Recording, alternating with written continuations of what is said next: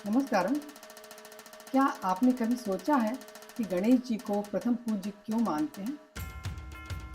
उनका स्वरूप ओंकार से कैसे जुड़ा है और मूलाधार चक्र से कैसे संबंधित है? और गणेश जी को सिंदूर क्यों चढ़ता है और उनको दूर्वा भी क्यों अर्पित करते हैं? तो आइए इसका रहस्य जानते हैं। तो सबसे पहले हम देखते हैं कि कैसे गणेश जी प्रथम पूज्य हैं। एक बार सभी देवतागण भगवान शिव के पास पहुँचे और उन्होंने पूछा कि हम लोग हर पूजा के पहले किस देवता की आराधना करें। तो भगवान शिव ने कहा कि संपूर्ण पृथ्वी का चक्कर लगाकर जो सर्वप्रथम मेरे पास आएगा वही प्रथम पूज्य कहलाएगा। इस पर कार्तिकेय जी अपने मयूर वाहन पर बैठ करके चले और गणेश जी अपने मूषक पर बैठ करके चले, लेकिन वो सोचे कि हम अगर यदि पृथ्वी का चक्कर लगाएंगे तब तो जीत नहीं पाएंगे। तो अपने विवेक से उन्होंने अपने माता पिता को ही संपूर्ण पृथ्वी का मालिक समझ करके उनके ही परिक्रमा कर ली और पहुंच गए उनके पास पहले। तो संपूर्ण जगत माता पिता में ही है, ये भाव उनसे जागृत हुआ और इस पर शिव जी बहुत प्रसन्न हुए और उन्होंने उनको प्रथम पूज्य का दर्जा दे दिया और बुद्धि विवेक और आरंभ के प्रतीक होने का उनको श्रेय मिल गया। इसीलिए हर पूजा में हम लोग श्री गणेशाय नमः से ही पूजा शुरू करते हैं और हर मंत्र के पहले ओम भी बोलते हैं। तो अब हम जानेंगे कि ओंकार स्वरूप कैसे है। गणेश जी का स्वरूप ओंकार के जैसे कैसे है। ओम का ऊपरी हिस्सा गणेश जी के मस्तक को प्रतिबिंबित करता है और ओम का जो निचला हिस्सा है वो उनके उदर के भाग को दर्शाता है।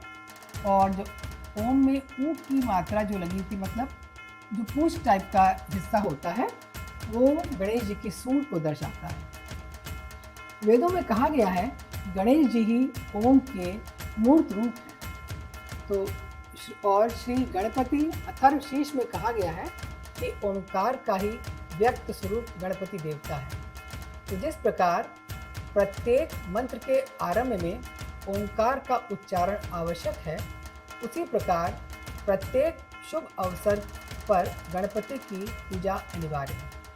प्रथम उन्हीं को पूजा जाता है, फिर कोई भी कार्य किया जाता है। गणेश जी और मूलाधार चक्र का क्या संबंध है, आइए जानते हैं। योग शास्त्र के अनुसार गणपति जी का स्थान मूलाधार चक्र है।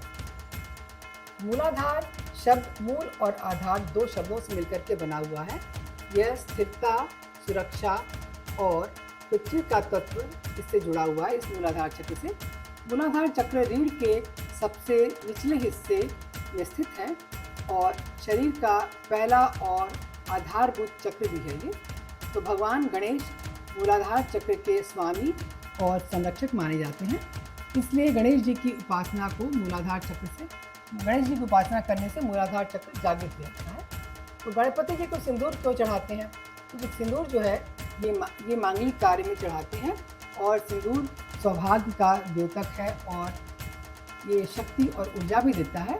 इसलिए गणेश जी को मांगलिक कार्य में, चूँकि उनको मांगलिक कार्य में सिंदूर चढ़ता है, इसलिए गणेश जी को सिंदूर भी चढ़ाते हैं। और अब हम आते हैं कि गणेश जी को दूर्वा क्यों चढ़ाते हैं।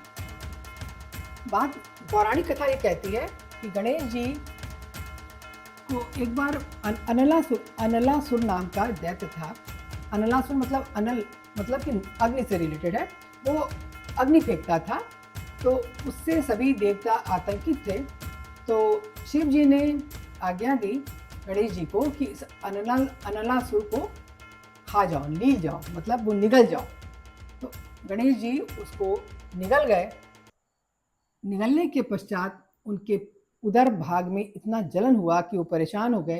तब कश्यप ऋषि ने उनको दूर्वा की 21 गांठें दी, तो जिससे उनके उदर की अग्नि शांत हो गई और तब से गणेश जी को दूर्वा अति प्रिय हो गई।